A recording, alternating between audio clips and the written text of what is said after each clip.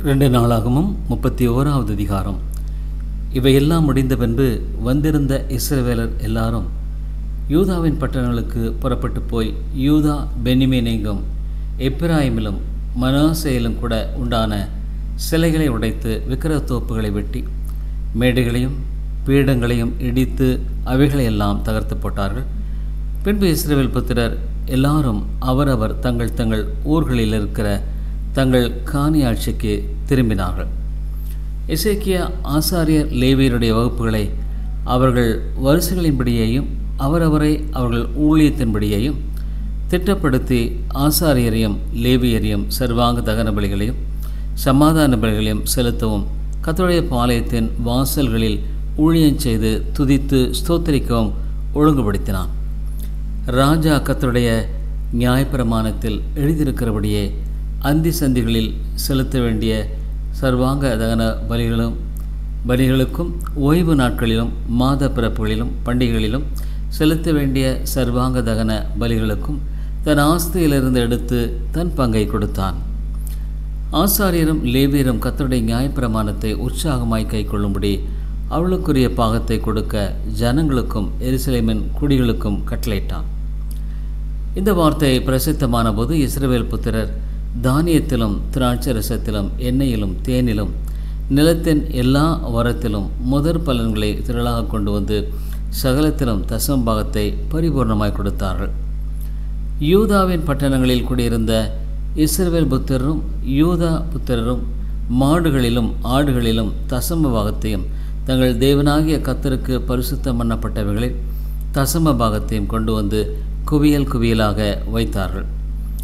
3ஆம் மாதத்தில் குவியல் செய்ய தொடங்கி 7ஆம் மாதத்தில் முடித்தார்கள்.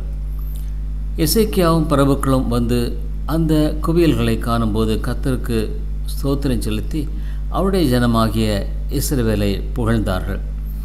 அந்த குவியல்களை குறித்து எசேக்கியா ஆசாரியரையும் லேவியரையும் விசாரித்த போது சாதோக்கின் சந்ததியானாகிய அசரியா எனும் பிரதான ஆசாரியன் அவனை நோக்கி, இந்த காணிக்கையை கர்த்தருடைய ஆலயத்திற்கு கொண்டு வர தொடங்கினது முதல் நாங்கள் சாப்பிட்டு திருப்தி அடைந்தோம். இன்னும் மிச்சமும் இருக்கிறது. கர்த்தர் தம்முடைய ஜனத்தை ஆசீர்வதித்ததினால் இந்த திரட்சியான அம்பாரம் மீந்திருக்கிறது என்றான். அப்பொழுது எசேக்கியா கர்த்தருடைய ஆலயத்தில் பண்டக சாலைகளை ஆயத்தப்படுத்த சொன்னான். அவர்கள் அவைகளை ஆயத்தப்படுத்தின பின்பு அவைகளிலே காணிக்கைகளையும் தசமபாகத்தையும் பரிசுத்தம் பண்ணப்பட்டவைகளையும் உண்மையாய் எடுத்து வைத்தார்கள். அவைகளின் மேல் லேவியனாகிய கொனானியா தலைவனும் அவன் தம்பியாகிய சிமேயே 2வதுமா இருந்தான். ராஜாவாகிய எசேக்கியாவும் தேவனுடைய ஆலய விசாரிப்புக்காரனாகிய அசரியாவும் பண்ணின கட்டளையின்படியே எகியேலும் அசசியாவும் நாகாத்தும் ஆசகேலும் எரிமோத்தும் யோசபாத்தும் ஏலியேலும் இஸ்மகியாவும் மகாத்தும் பெனாயாவும் கொனானியாவின் கீழும் அவன் தம்பியாகிய சிமேயின் கீழும் விசாரிப்புக்காரராக இருந்தார்கள். கிழக்கு வாசலை காக்கிற எம்னாவின் குமாரனாகிய கோரே என்னும் லேவியன் கர்த்தருக்கு செலுத்தப்பட்ட காணிக்கைகளையும் மகா பரிசுத்தமானவர்களையும் பங்கிடும்படிக்கு தேவனுக்கு செலுத்தும் உற்சாக காணிக்கைகள் மேல் அதிகாரியாக இருந்தான். அவனுடைய கைக்கு உதவியாக ஆசாரியன் பட்டணங்களில் வகுப்புகளின்படியே இருக்கிற தங்கள் சவரிலே பெரியவனுக்கும் சிறியவனுக்கும் சரி சமமானமாய் கொடுக்கும்படிக்கு உண்மையுள்ளவர்களாக எண்ணப்பட்ட ஏதோனும் மின்யமீனும் யெசுவாவும் செமாயாவும் அமரியாவும் செக்கனியாவும் ஏற்படுத்தப்பட்டார்கள். வம்ச அட்டவணைகளில் எழுதப்பட்ட 3 வயது முதல் அதற்கு மேற்பட்ட ஆண் பிள்ளைகளைத் தவிர கர்த்தருடைய ஆலயத்திற்குள் பிரவேசித்து அவரவருக்கும் தங்கள் வகுப்புகளின்படியே தங்கள் முறைகளிலே தாங்கள் செய்கிற தங்கள் பணிபடிக்கத்தக்கதாய் அனுதனப்படி கொடுக்கப்பட்டது. தங்கள் பிதாக்களின் வம்ச அட்டவணைகளில் எழுதப்பட்ட தங்கள் வகுப்புகளின்படியே தங்கள் முறைகளில் இருக்கிற 20 வயது முதல் அதற்கு மேற்பட்ட ஆசாரியருக்கும் லேவியருக்கும் அவருடைய எல்லா கூட்டத்தின் அட்டவணையிலும் எழுதப்பட்ட அவர்களுடைய எல்லா குழந்தைகளுக்கும் மனைவிகளுக்கும் குமாரருக்கும் குமாரத்திகளுக்கும் பங்கு கொடுத்தார்கள். அவர்கள் பரிசுத்தமானதை உண்மையின்படி பரிசுத்தமாய் விசாரித்தார்கள். ஆசாரியரில் எல்லா ஆண் பிள்ளைகளுக்கும் லேவியருக்குள் அட்டவணையில் எழுதப்பட்டவர்கள் எல்லாருக்கும் படி கொடுக்க ஆசாரியருடைய ஒவ்வொரு பட்டணத்துக்கு அடுத்த வெளி நிலங்களிலும் ஆரோன் புத்தரில் பேர் பேராக குறிக்கப்பட்ட மனுஷர் இருந்தார்கள். இந்த பிரகாரமாக எசேக்கியா யூதாவெங்கும் நடப்பித்து தன் தேவனாகிய கர்த்தருக்கு முன்பாக நன்மையும் செம்மையும் உண்மையுமானதை செய்தான். அவன் தேவனுடைய ஆலயத்தின் வேலையிலும் தன் தேவனை தேடும்படிக்கு நியாயப்பிரமாணத்திற்கும் கற்பனைக்கும் அடுத்த காரியத்திலும் என்ன செய்ய தொடங்கினானோ அதையெல்லாம் தன் முழு இருதயத்தோடும் செய்து சித்தி பெற்றான். 2 நாளாகவும் 32வது அதிகாரம். இந்த காரியங்கள் நடந்தேறி வருகையில் அசரியா ராஜாவாகிய சனகரிப் வந்து யூதாவுக்குள் பிரவேசித்து அரணான பட்டணங்களுக்கு எதிராக பாளையம் இறங்கி அவைகளை தன் வசமாக்கி கொள்ள நினைத்தான். சனகரிப் வந்து எருசலேமின் மேல் யுத்தம் பண்ண நோக்கம் கொண்டிருப்பதை எசேக்கியா கண்டபோது நகரத்திற்கு புறம்பே இருக்கிற ஊற்றுகளை தூர்த்து போட தன் பிரபுக்களோடும் தன் பராக்கிரமசாலிகளோடும் ஆலோசனை பண்ணினான்.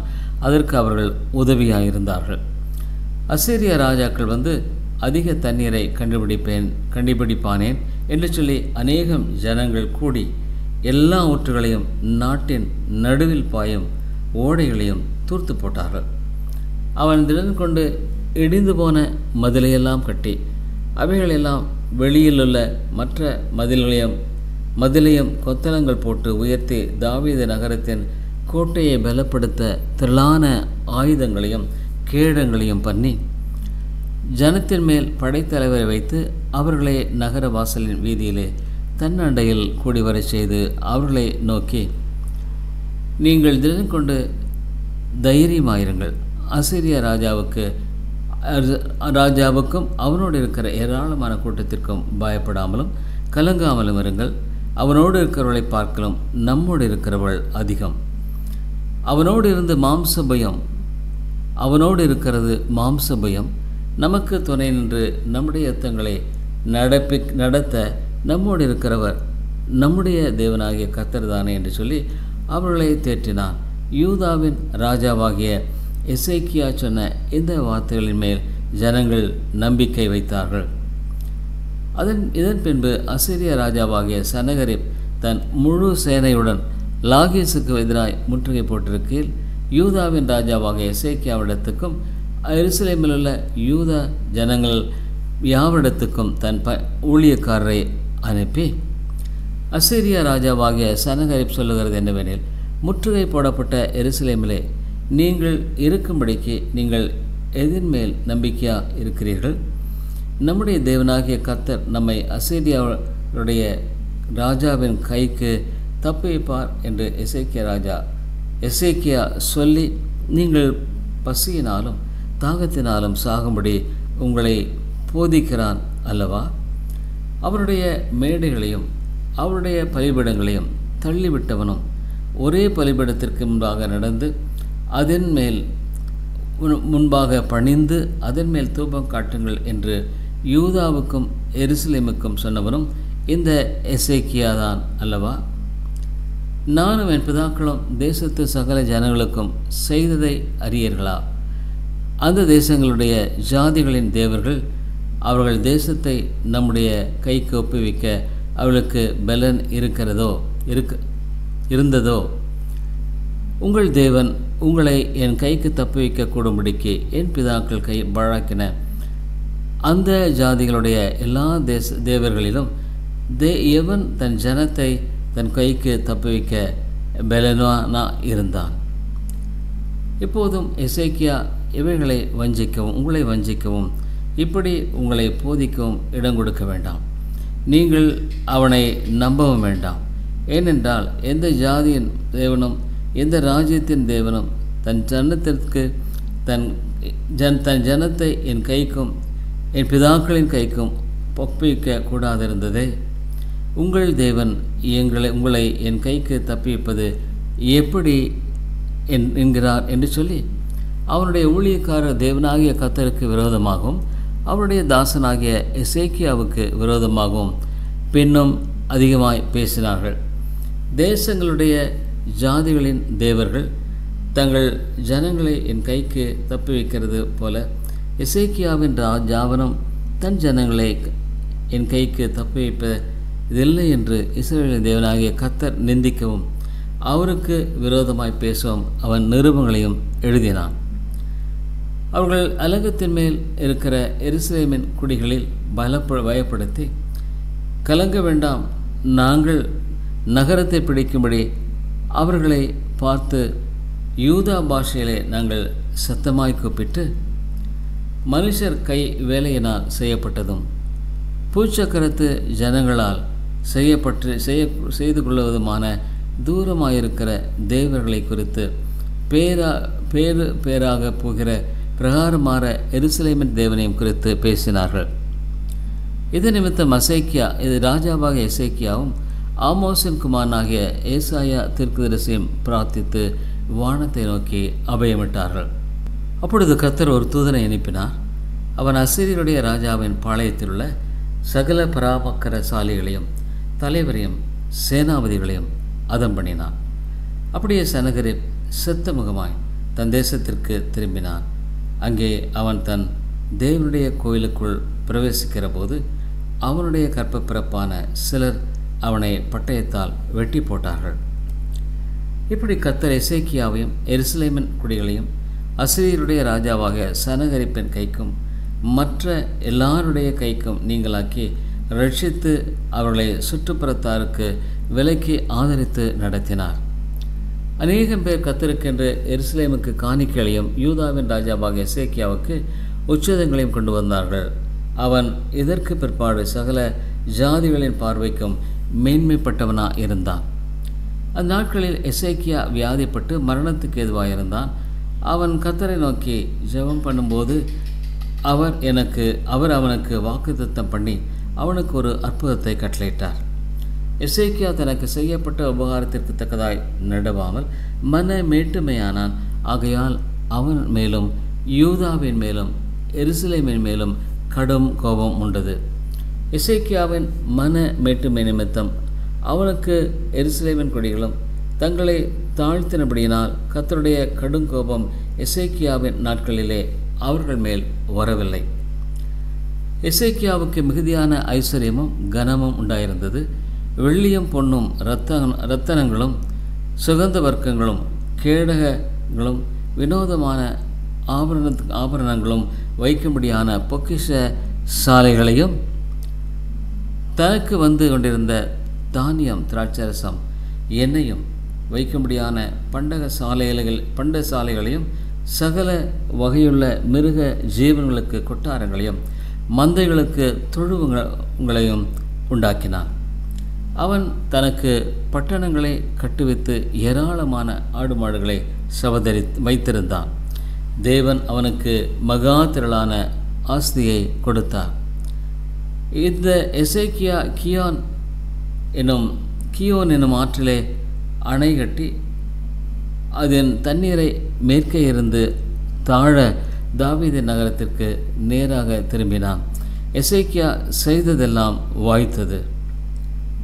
ஆகிலும் பாபிலோன் பிரபுக்களின் ஸ்தானாபதிகளை தேசத்திலே நடந்த அற்புதத்தை கேட்க அவனிடத்துக்கு அனுப்பப்பட்ட விஷயத்தில் அவன் இருதயத்தில் உண்டான எல்லாவற்றையும் அறியும்படி அவனை சோதிக்கிறதற்காகவே தேவன் அவனை கைவிட்டார். எசேக்கியாவின் மற்ற வர்த்தமானங்களும் அவன் செய்த நன்மைகளும் ஆமோசின் குமாரனாகிய ஏசாயா தீர்க்கதரிசியின் புஸ்தகத்திலும் யூதா இஸ்ரவேல் ராஜாக்களின் புஸ்தகத்திலும் எழுதியிருக்கிறது. எசேக்கியா தன் பிதாக்களோட நித்திரை அடைந்தவன். அவனை தாவீது வம்சத்தாரின் கல்லறைகளில் பிரதானமான கல்லறையில் அடக்கமணினார்கள். யூதா அனைத்தும் எருசலேமின் குடிகளும் அவன் மரித்தபோது அவனுக்கு கனம் பண்ணினார்கள். அவன் குமாரனாகிய மனாசே அவன் ஸ்தானத்தில் ராஜாவானான். 2 நாளாகவும் 32வது அதிகாரம். இந்த காரியங்கள் நடந்தேறி வருகையில் அசரியா ராஜாவாகிய சனகரிப் வந்து யூதாவுக்குள் பிரவேசித்து அர்னான பட்டணங்களுக்கு எதிராக பாளையம் இறங்கி அவைகளை தன் வசமாக்கி கொள்ள நினைத்தான். சனகரிப் வந்து எருசலேமின் மேல் யுத்தம் பண்ண நோக்கம் கொண்டிருப்பதை எசேக்கியா கண்டபோது நகரத்திற்கு புறம்பே இருக்கிற ஊற்றுகளை தூர்த்து போட தன் பிரபுக்களோடும் தன் பராக்கிரமசாலிகளோடும் ஆலோசனை பண்ணினான். அதற்கு அவர்கள் உதவியாயிருந்தார்கள். அசீரிய ராஜாக்கள் வந்து அதிக தண்ணீரை கண்டுபிடிப்பானேன் என்று சொல்லி அநேகம் ஜனங்கள் கூடி எல்லா ஊற்றுகளையும் நாட்டின் நடுவில் பாயும் ஓடைகளையும் தூர்த்து போட்டார்கள். அவன் திடன் கொண்டு இடிந்து போன மதிலையெல்லாம் கட்டி அவைகளெல்லாம் வெளியிலுள்ள மற்ற மதிலையும் கொத்தளங்கள் போட்டு உயர்த்தி தாவீது நகரத்தின் கோட்டையை பலப்படுத்த திரளான ஆயுதங்களையும் கேடங்களையும் பண்ணி ஜனத்தின் மேல் படைத்தலைவரை வைத்து அவர்களை நகர வாசலின் வீதியிலே தன்னண்டையில் கூடி வரச் செய்து அவர்களை நோக்கி, நீங்கள் தினம் கொண்டு தைரியமாயிருங்கள். அசீரிய ராஜாவுக்கும் அவனோடு இருக்கிற ஏராளமான கூட்டத்திற்கும் பயப்படாமலும் கலங்காமலும் இருங்கள். அவனோடு இருக்கிறவர்களை பார்க்கலும் நம்மோடு இருக்கிறவள் அதிகம்.